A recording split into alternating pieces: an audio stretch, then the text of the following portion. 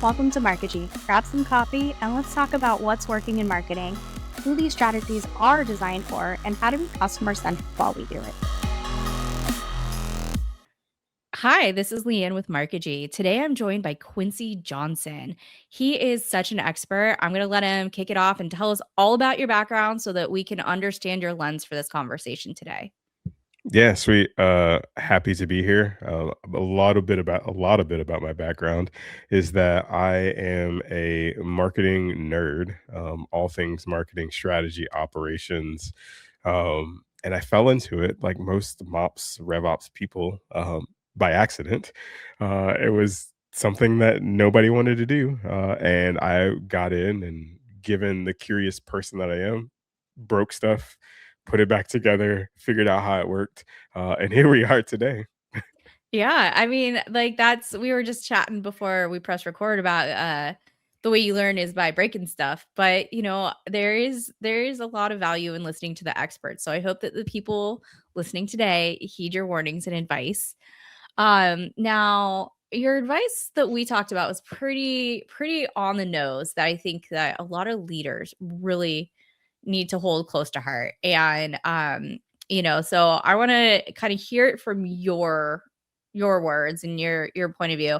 Like what is the thing that, leaders need to do to really get like in the weeds but out of the weeds between like technical and non-technical and just all of the possibilities of how we like have the infrastructure of our marketing departments. Man, yeah, so get in the weeds of the technical and non-technical. Like, uh, so one of the things that I think leaders should definitely do is think about kind of like this. I know it seems wild, like the bigger picture, right? Like, so understanding that a lot of times it is a little bit more complex than it may appear. Some people may make it look very easy to do the thing. That does not mean that it's very easy to do the thing, right? And so really taking the time to understand like what goes into the different functions, especially of your team, the different strengths and skill sets of the people of your team, because again, it could be a little misleading if somebody takes somebody 10 minutes to do a thing and you're like, oh man, then like why do I need that person to do the thing? I can go in and do it in 10 minutes. And it's like, oh snap. They just have economies of scale because they have years of experience. I love that. I have like argued with founders. And when I say argued, like, come on, guys, like it's me. Like, I'm not like outright rude. I'm not like mean. I mean professionally assertive. That just because it took me 10 minutes doesn't mean it's gonna take you 10 minutes. Yes, It's exactly. gonna take you all of your opportunity cost and then some, and you're gonna be pissed and like frazzled, and you're just not gonna be able to get it done the same way that I can, because this is what I do. And I And I think feel like the yeah. yeah, sorry, I didn't mean to cut you off, but I think the other part about that, and especially you've probably seen it with clients too, is like when you say, on the flip side of that, it takes me 3 days to do something. Okay, yes, it may have only taken me 15, 20 minutes to do the thing, but what about the testing? What about making sure it actually works? Sure, I got it done, but I want to make sure it actually works because I care about it working. Right, just because it connected once doesn't mean it's reliable, Yeah, and it doesn't mean that I like to turn over work that I if it was my money, I would put my money on. right. And I think that a lot of us feel that way. Like we care about the quality and the reliability of our work. We don't want to turn over something that's like poorly duct taped together because we know it's going to break. Yep. And it's going to break at the most inopportune moment. Like when something really big is supposed to happen or it's going to like the And you can't go back to a leader and be like, "Well, I told you that it was gonna." could you imagine? Like I am a very confident person, but like I would never. Be like, "Oh, I told you so." I mean, there's times where you have to Yeah, yeah, because it's just a power struggle, but that's 1000%. why the conversation is framed up in the way that it is. Like, we are here to talk about why leaders need to know, like, enough to be dangerous and open-minded and curious so that they don't fall into these traps of these things that we're trying to tell them is gonna happen. Yeah. Um, And I think asking the right question, so like you have to know, but then at some point, like you can not know, but then ask the question, "Hey, explain this to me," as if like just draw it in crayon, like because I don't understand. I want to fully understand kind of like the process and what goes into all the things. yeah, and I think that that's one of the reasons why once again, nerd also, but this is why I'm so into the jobs to be done kind of framework because if the leader can say, "Hey, this is what I'm trying to accomplish," instead of trying to micromanage how it's accomplished, Yep, they can get so much further. And then that dialogue once again becomes, "Cool, cool, cool. You're trying to do X, Y, and Z. This is the task, the job that must be done for the yep. customer, for you, for your department, for compliance, blah blah blah. This is what my job to be done is." And then you can pair them, and I feel like that's how real collaboration can happen. I agree. And the only caveat that I will say to that is I think that one of the things that I've learned over my time in my career is this idea, and shout out to the people who have taught it to me over the years of managing up, right? As marketing operations, rev ops, like you have to be able to explain these things in bigger picture terms. You have to be bilingual when it comes to speaking at your operational level, but at the larger strategic business level, and to help guide leadership and understanding of the situations, the challenges, etc. Yeah. Yeah, absolutely. Um, and I think in one of my talks about like this I can say this more times. But one of the things that I brought up during like what it really means with like like transformation and change management and things like that is that like teamwork doesn't require like trust falls. Hmm. It requires collaboration and trust and community in conversations. And when you can manage up, manage sideways, but you can take the business outcomes Yep. that matter to other people. If you can go to the CFO and be like, "I know that you don't think we want to invest in this, Yep. but this is going to actually save us or create opportunity for us that we otherwise wouldn't have access to." And you can put together metrics beyond just, "Hey, no, this is a pain in the ass. Can we stop doing it?" Yeah. Yeah. It matters. Like, it gets you further. And the one interesting thing that you said there that I absolutely love is like marketers think that it's all external. You have to know your internal ICP as well. What are the things that matter to those different stakeholders and be able to position things in the right way to get buy in? Yes, absolutely. In a dream world, I think marketing would have an internal newsletter Yep. and champion themselves and sell themselves within the organization the same way they sell externally. We're awful about marketing. Marketers are awful about marketing themselves. It's painful for one. Just s you know, speaking from my own experience, I hate marketing myself. Yeah. Um, but yeah, like knowing the stakeholders. And so, when it comes to like the tech stack and digital transformation, what's an anecdote that you are able to share loosely that kind of like illustrates this point of, a time where maybe there was something going on and you had to, or that you think that more people need to adopt this strategy of, really understanding the difference in facilitating the communication. Yeah. So one of the really interesting thing is I've been a part of like multiple digital transformations, right? And I've been a part of situations to where for example, um the tech team probably didn't do that fantastic job of explaining the value and the benefit of going with one tech. And then the company moved in a different way with a tech that like nobody in the company had experience with. It may have been a 1 or 2 year like learning curve to even adopt a new thing, and then you're forced.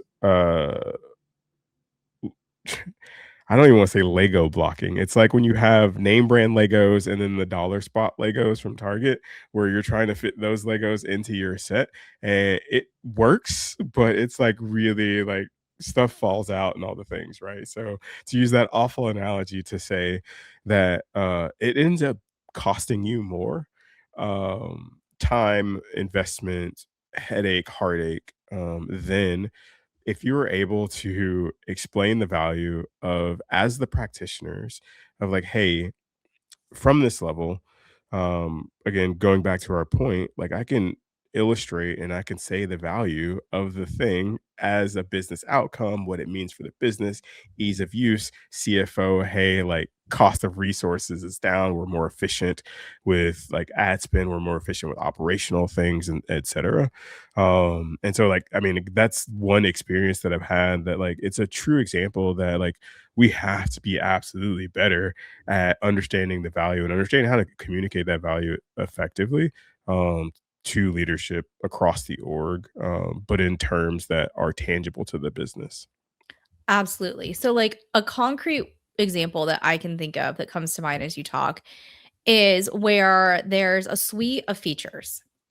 And sometimes companies want to invest in only some of the features, thinking that they're going to get far enough. Mm, Like to your point about like the name brand Legos versus the like off brand Legos, is that they invest to a certain point, but they don't want to invest more than that, and then they call it a failure. But it wasn't really a failure because it was never set up to succeed by if they had just gotten a little bit more investment for that tool to use it the way that it's meant to be used. you just hurt my soul. You know what Uh, I'm talking about, like, on I a personal level. I know exactly what you're talking about, and I think again it goes back to being able to fully translate the value, right? Like to that point, like somebody made a financial decision, like with their head, not their heart, because they didn't understand. And they're like, oh, it's dollars to dollars. Like we can't afford to spend that much. But if you as like the marketing operations person were able to say, like, here is the cost of not doing this. Like this is what we're going to lose in a business bottom line standpoint. Like it's hard to ignore. Yeah, and okay, so here's another concrete example of just something that I see happen with the very small companies. Very small, right? Is that they don't want to pay for extra seats. And and here's why you need to. Ugh. We can't Um do last pass and just share. you can. You can. You know what? There's a point in growth where Yeah, when you have 5 people and only one of them does sales and marketing, you don't really need yeah, that many seats. But there is a point in time where once you have 2 people, 3 people, if you have 3 people on your sales team talking to customers, whether it's 3 people from, one person doing marketing, one person doing sales, and one person doing customer success, each of those people needs their own seat. I will die on this hill. Um, and there needs to be an admin seat that's separate of all of those yep, because of so many reasons. Like, okay, one, outcomes. Like, is the salesperson having functionally good sales interactions, right? You need to have someone that can revoke and give permissions that's not themselves the contributor. yep, You need to have somebody whose whole job, maybe not even whole job it is, but you need to have some operational insight into how the sausage is made and how that tool is actually being used. That's separate from people who have a vested interest in internally selling that they're doing their thing. There needs to be accountability and transparency, and that can't happen when there's not enough seats. Yes, and I will even go out further or higher on this soapbox and say that, like, I think that you need to, because if we're talking, I'm sorry, I'm going to the B2B SaaS startup Yeah. founder. I apologize if you feel targeted. Like, this is aimed at you. Like, you need to define roles, and I get that it's really hard to do that when you're running lean. But to Leanne's point, somebody has to be an outside looking in.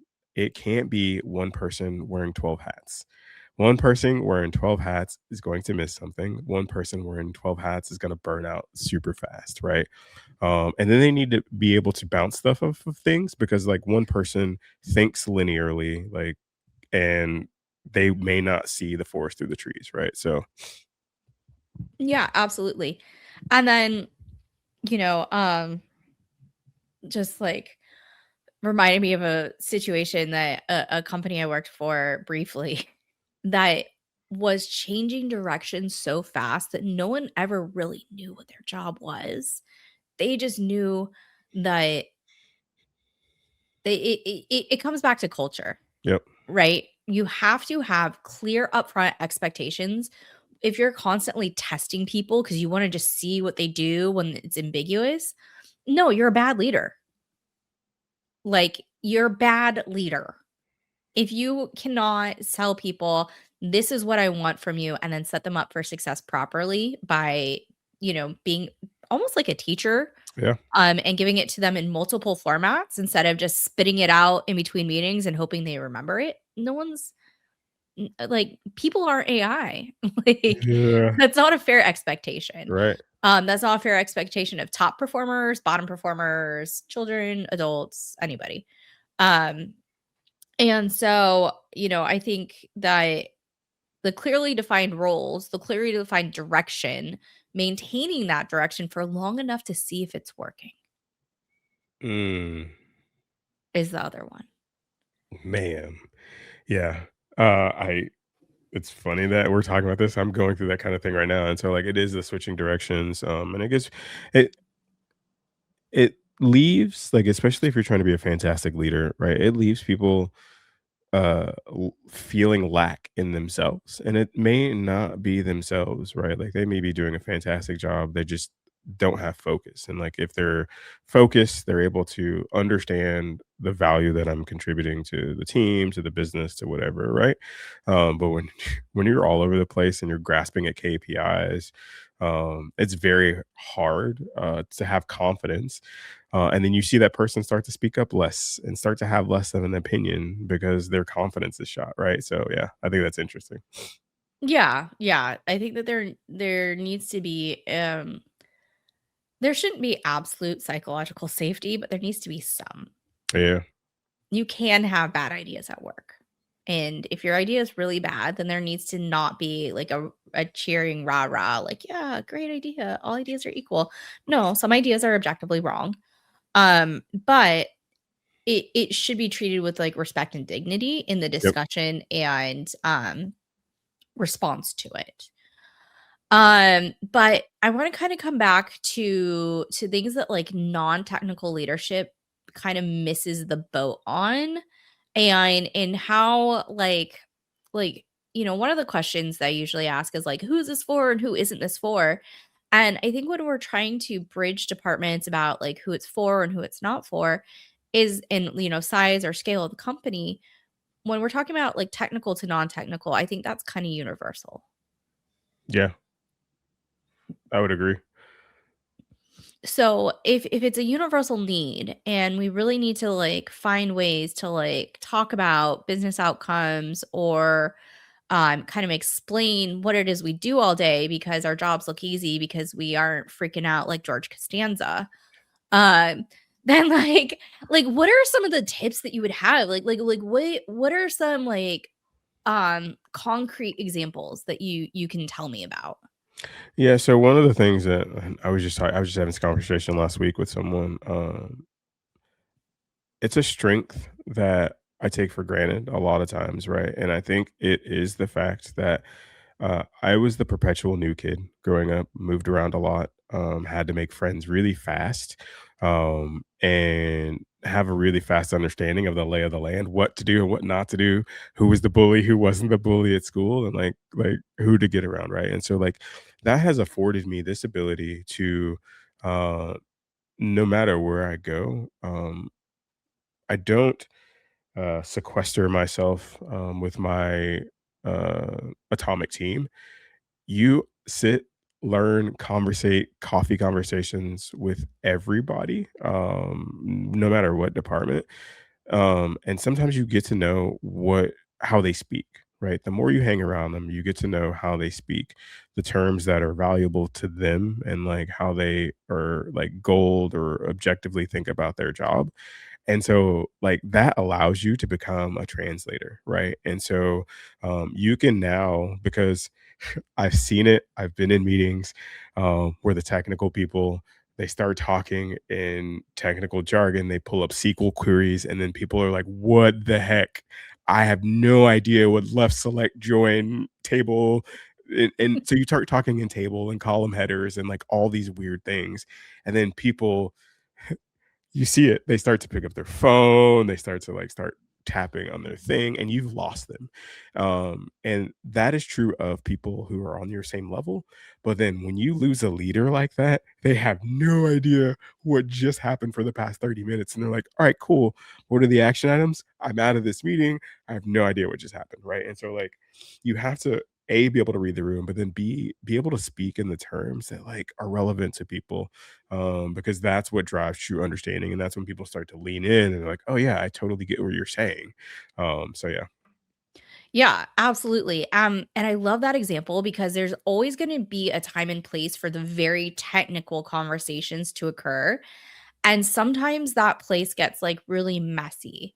mhm, And you do need to have somebody that has um gatekeeping abilities yep, to intervene or to champion outside of the department.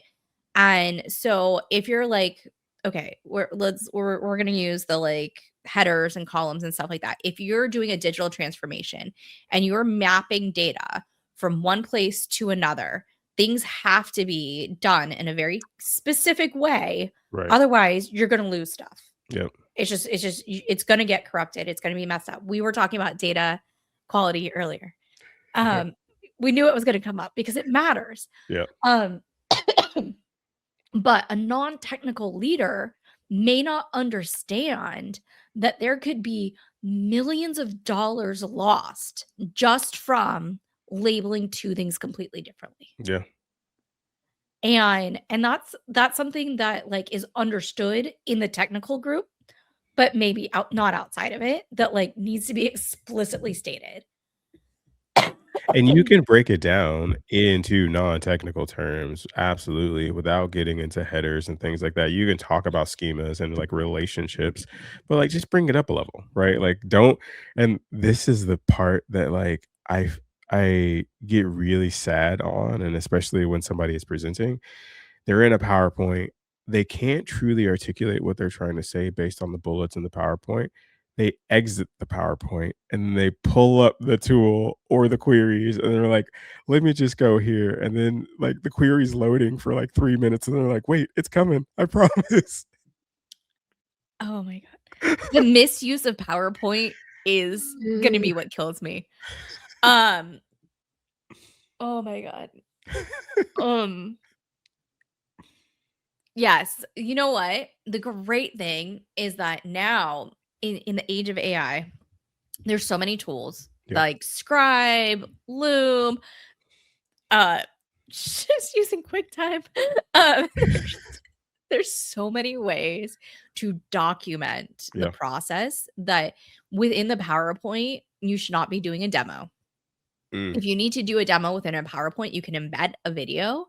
You can there's also all sorts of like interactive like demo products, which is another fun thing that B2B SaaS knows all about. love it. Um the point is that I I will die on many hills, apparently. I'm just looking for corporate fights. Just kidding, guys.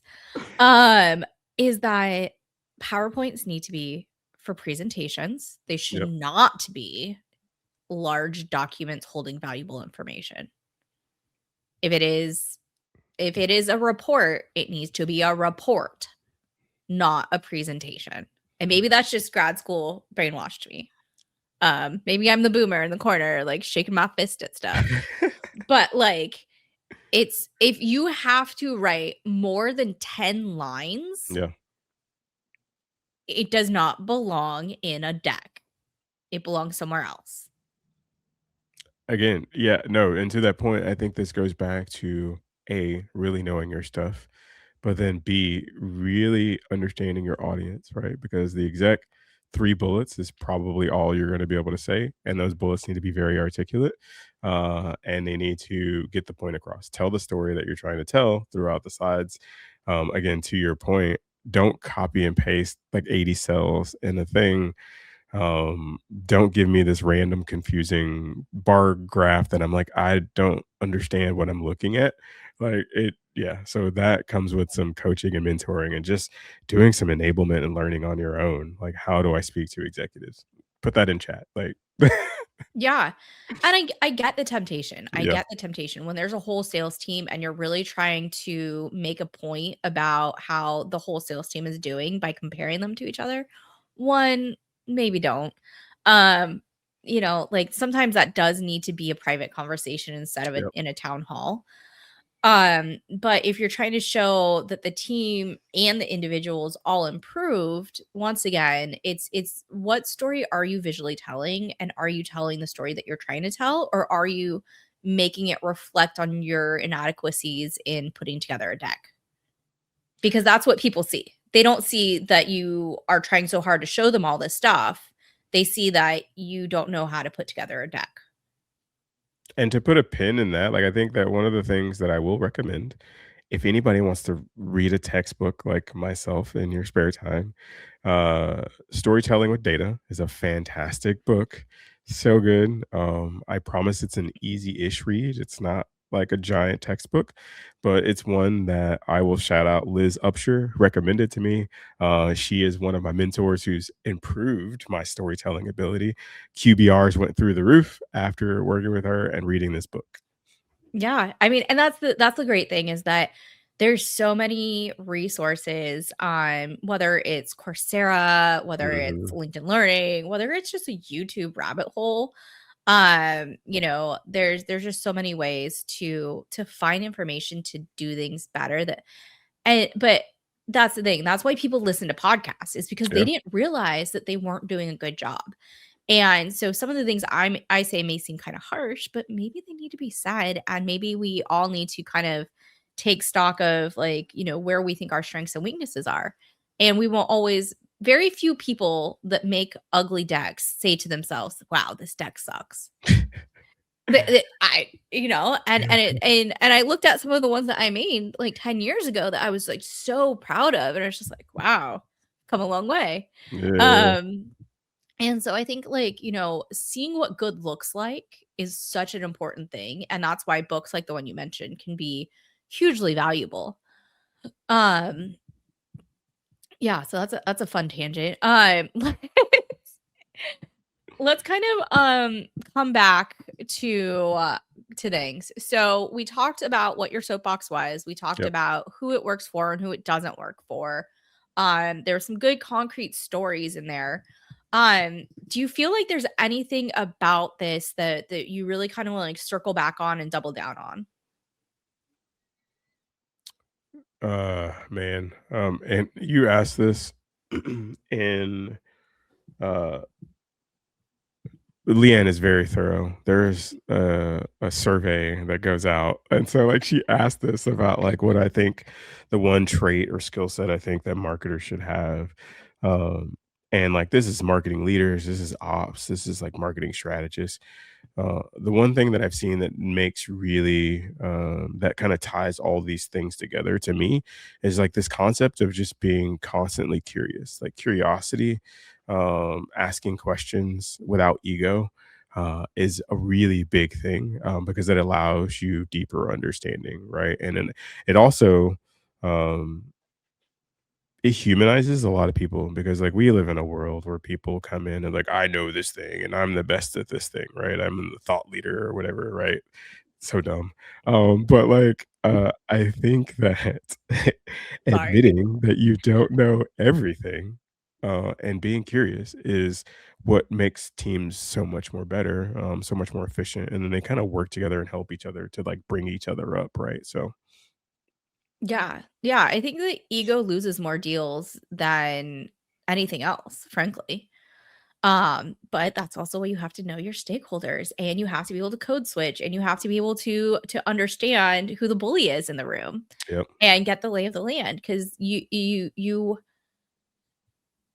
work in a world with other people and other people are complicated and messy and they're just humans trying to do themselves. And so we do have to know those things to your A point.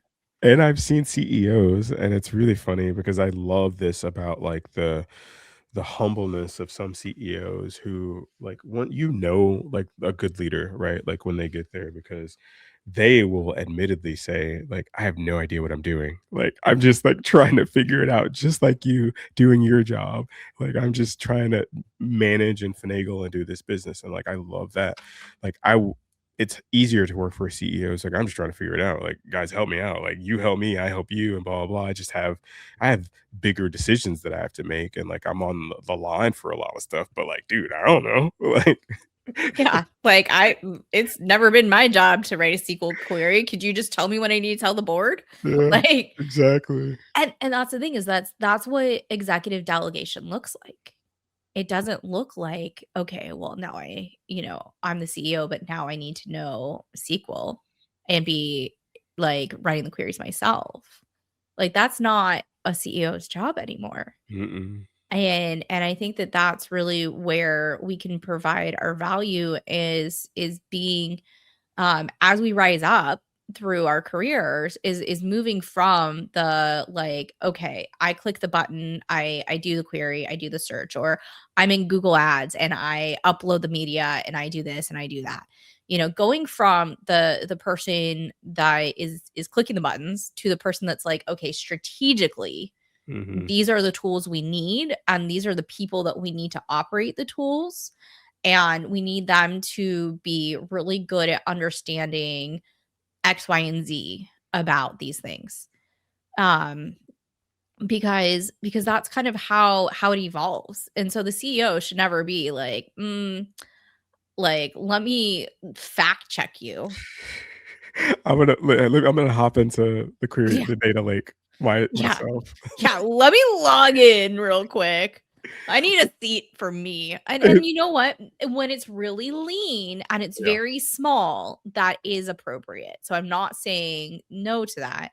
I am saying that as you grow and evolve in an organization, there needs to be a point where scope is defined and that's someone else's job so that the CEO can be more empowered to do CEO stuff.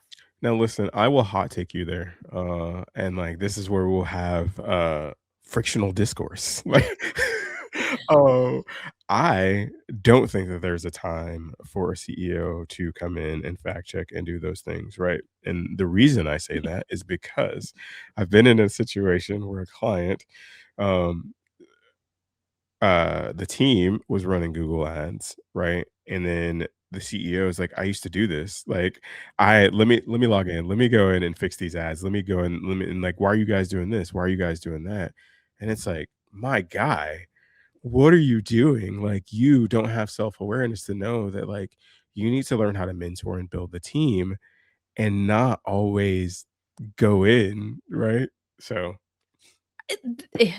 Okay, both can be true. Both can be true. There's nothing more frustrating than when you're really good at something and someone's taken a 5-hour course and they're like, "But you aren't doing it the way that my 5-hour course told me to do." And you're like, "Well, that's because I have much more than a 5-hour course." Um, are you bundling your keywords with keyword modifiers? Are you laddering things up to a campaign? Let's go auto optimization on everything. Like For that's what people just listening, I am trying not to bang my head on my microphone. I am I am hiding my face and my mouth from responding to that. Um, okay. take Whew, a breathe. whew. Take a deep Um, breath. okay. Now, yes, absolutely. These things matter. And then Yeah. if I was in the CEO's shoes and I knew enough, I would want to make sure I wasn't just paying a vendor to do my ads Yeah. and they're just totally just wasting my money. So it's that fine line of knowing enough and knowing like how to know that you're getting what you need to get out of it and when you need to just find a new vendor. Yeah. So it's like both are true. It's not so much the what, it's the Yeah. how, Yep. And again, right? it goes back to that also being able to explain, like, as the vendor or whatever, like, CEO shifts from a different mindset to, "Let me go in and let me investigate your work." It's like, "Hey, I'm gonna hold you Mhm. accountable. Help me to understand what the strategy is, what we're doing." And then you can kinda distill, like, who's BSing you or not, right? Like, based on, like, how they are able to articulate what they're doing and, like, what the strategy and, like, thinking down the line. And, like, I think that's the mindset, like, as you shift and you get self-awareness, you have those economies of scale, those years of experience, but you don't have to like go back down 2 levels in order to prove or to discover, right? Yeah. Yeah. And I think that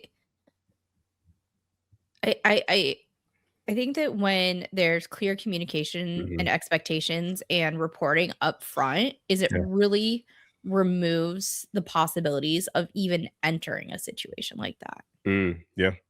right? Because like one of the things that I started off doing just because it's how I am was providing monthly reporting that Mm. gave good insights into engagement rates, into click-through rates, that gave those solid reporting because that was a mindset shift that I gathered from grad school was like, like, okay, we're running a business. And without reporting, how are you running a business? And so when a vendor doesn't provide detailed, timely, consistent reporting month over month on the same metrics, that's your red flag. You shouldn't have to at that point jump into the weeds. And Yeah. if you're not investing in a vendor that's going to give you that kind of stuff because you're being cheap, then you get what you get. Man. Yes. The underlying thing of what you said is that being proactive, is the way to go, and it's fantastic, right? Because you see leading indicators, you show that you're seeing bigger picture, like all of these things. You're building these reportings so that you're able to see, oh, something's taking a downturn. Like we need to be thinking about these things a month or 2 months out. You're also preemptively communicating to whoever you're working with to be like, hey, like we're tracking these, like these are the things. And now that person has been empowered to like not need to dig in the weeds. He's like, oh, I look at the report. You guys are watching it, being proactive, and not waiting until something goes wrong. Yeah, and especially I think this maybe is also the difference between being in-house and out of house, Mm, is that when you're a contractor or consultant or a vendor, you have to explain to them why they're spending money on you hmm. immediately. Yeah. Um, and I think in-house teams need to learn that. I think that like in-house teams sometimes take it for granted and forget about the internal stakeholders and the internal selling. And should consider as soon as possible proving the worth of their projects and initiatives. Well, and I think, man, that is such a good point. Like, I think that I learned this listening to a podcast a long time ago. But like in like bigger companies or whatever, like most people get comfortable and they're like, all right, cool, they owe me kind of this salary and things like that, right?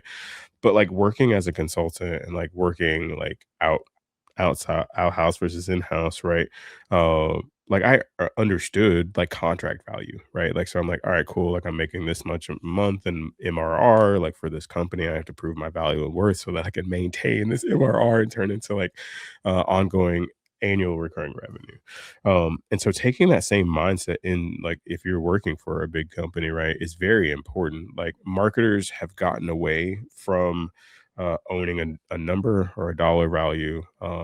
And as far as like campaigns, and so a lot of these companies just operate like we're just running campaigns month over month, don't know what they're contributing as far as value. Like, I think that that is very important if you sit in the marketing org to be able to uh, uh, illustrate the value that the marketing, the campaigns are bringing to the company. But then also, like, I love being accountable for things. And I'm like, all right, cool.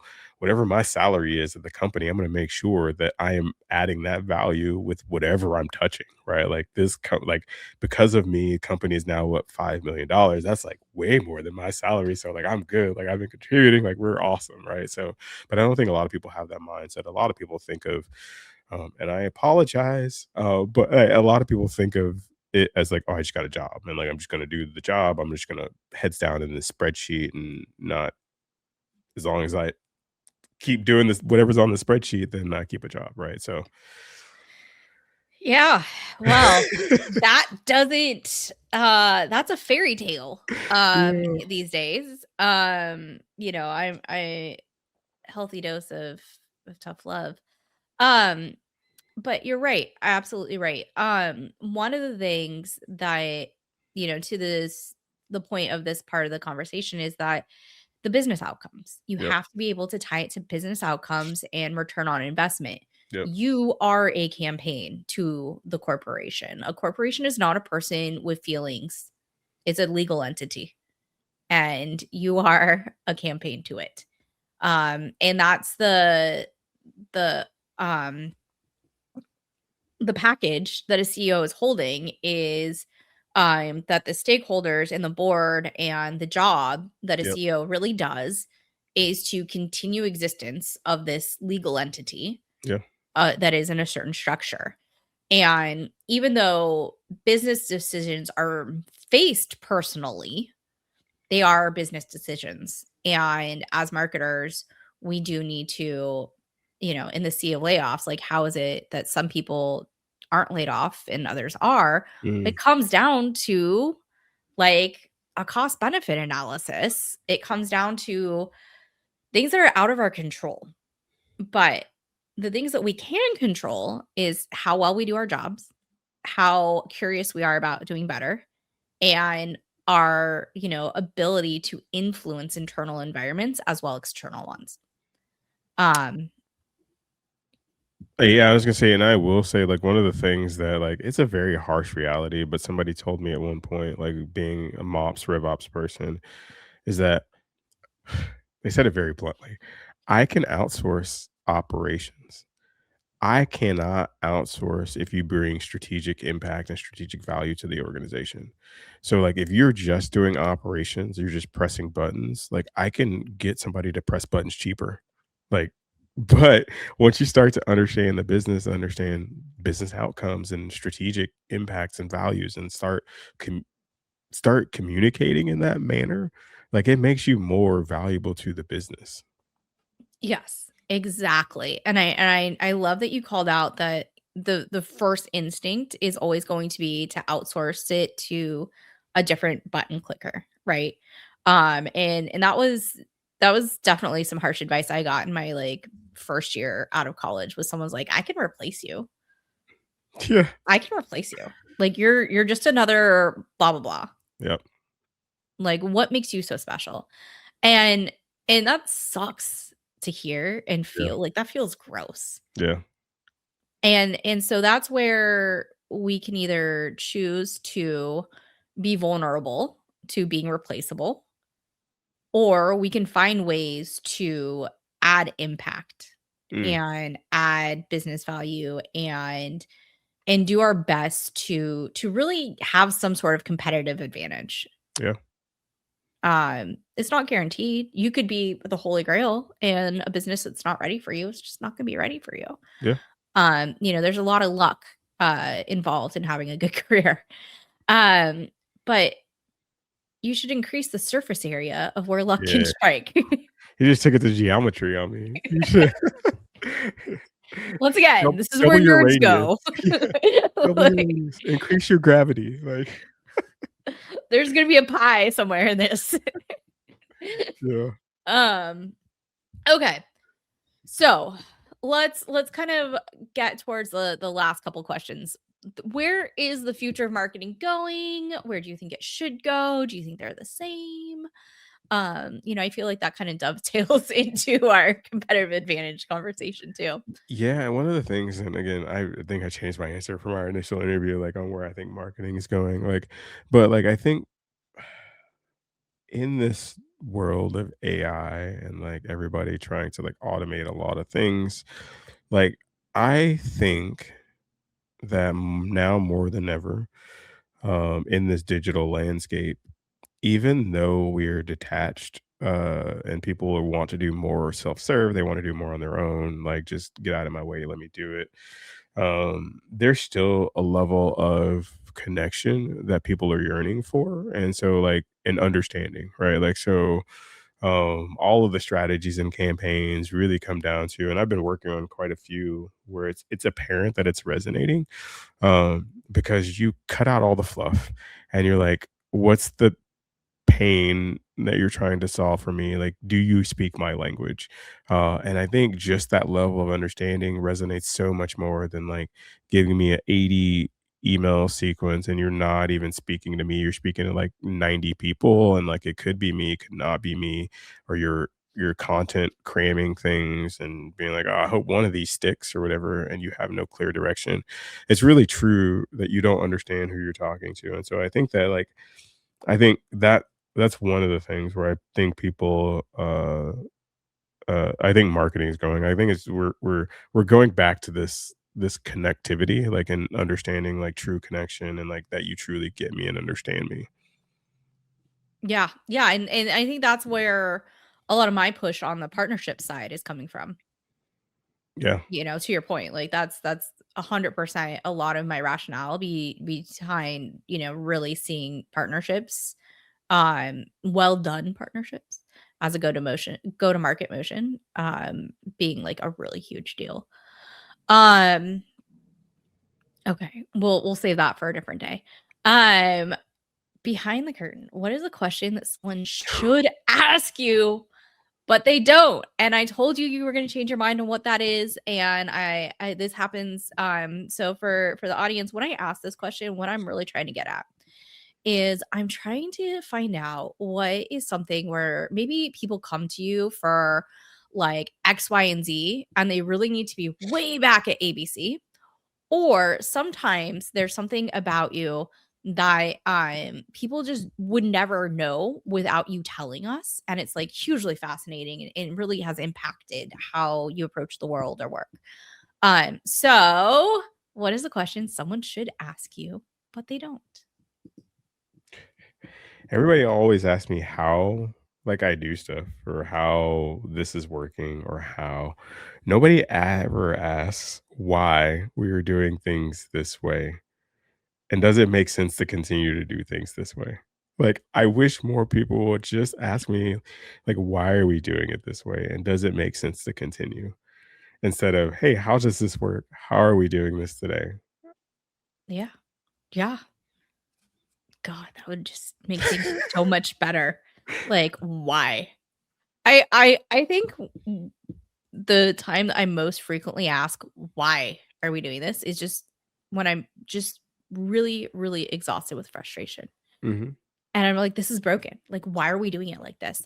Or someone's explained something to me, and I'm just like, "That makes no sense." Like, if But I'm being that's how it's always been done. That's well, and this is the hang up. This is the hang up, is sometimes when you're new to an organization yeah. and you're being onboarded and you learn the how, and you ask, you're like, why? This doesn't make sense to me. And then you're there long enough and you start to see the players in motion and you're like, oh, it's to accommodate X, Y, Mm, and Z needs that the business actually has that I didn't see for the first 6 months. yeah. And so I think the why and being able to explain why is very important. That's a really good one. And one of the things that I actually learned, and again, I listen, like to your point, I listen to podcasts to learn a lot of things. Is like there was an exercise where this guy was trying to get to root cause, and I'm a really big root cause analysis person, right? Like how this thing happened, and like how can we prevent it from happening? But like he gets to he asks like these five whys, right? Like so you ask why, it's like a 5-year-old, like it's literally like Mhm. why, and then like people start to get really uncomfortable, and then they actually start to speak the truth, right? Like once you get to like fourth why, 5 why, like people actually start to say like the truth, and then like, oh well, oh, now I get why that happened, versus like the initial why. It's kind of defensive at first, right? And then yeah, so Yeah, it's like when you're saying like, "Hey, how are you?" "Oh, I'm good. How are you?" It's a script. Like yeah, we have social scripts. yeah, Whether we intentionally realize we're doing it or not is a completely different story. yeah, yeah. Um, but I think breaking behind the curtain of people's expected responses to get to the 5th, 6th why is yeah, we should all be doing that. That's a great one. I love that. All right. So this is the end. If someone wants to get a hold of you, how should they do it? What are you working on? What's exciting? What do people need to know? Uh, yeah, so you wanna get a hold of me, I am always on LinkedIn. I am on LinkedIn, like, probably way too much. Um, so much so that, like, I was at Discount Tire, and this guy was like, "Hey, you post on LinkedIn. I've seen some of your posts." And I'm like, "Dude, I'm a celebrity." I called my wife, and I was like, "I'm a LinkedIn celebrity. This is fantastic." Guy knew me from my LinkedIn You're post. a thought leader. So yeah, if you wanna find me, I'm on LinkedIn. And then what was the other question? I totally What are you lost working it. on? What are you Uh working on that people should know about? Like give me a plug. Like if you want people to like hit you up for a certain type of work where you're accepting clients, now's the time. Yeah, so man, I'm rethinking like this whole cold outbound outreach things, marketing and support of sales. And like I've been doing a lot of digging and a lot of work mostly around that specifically, just because teams are operating more leanly, and that's not a word. Teams are operating more lean, right? um and trying to figure out again how to build that connection like at the speed dating round is very intriguing to me. And then I've also been nerding out obviously on this like AI go to market sort of thing, and trying to figure out what that looks like in the real world. There's a lot of hype. Dave York, if you follow him on LinkedIn, like he's building a lot of like go to market frameworks for AI. And so me and him have had some conversations that I think that if you get off the hype train and figure out like what it actually means for your business, um, versus trying to do everything that everybody is saying, it's really interesting and it could be really powerful. So Nice. Yeah. So it sounds like if you have questions about how to use AI for go to market strategies, you should hit up Quincy. yeah, yeah, let's go. All right. Cool. If you are trying to find go to market strategies that involve community, collaboration, resonating with your customer, especially through partnerships, then I'm your girl. I can also be found on LinkedIn, chronically online. You can email me at info@markigy, markigy.com, with any questions. And we always encourage people to continue the conversation. Mm. So if there's something here that you heard that you were like, yeah, like I want to talk more about that, let's go. Like I always, am always down. always down to nerd out about all things marketing. It's probably a little bit unhealthy, but like I it yeah. That's what podcasting's for. Um, cool. Well, thank you so much for joining me. This was a wonderful conversation, and I appreciate you being on. And listeners, I appreciate you too. I've got to say the cringy, like, review, subscribe stuff, but it matters. It makes a difference. So thank you all again, and have a great day.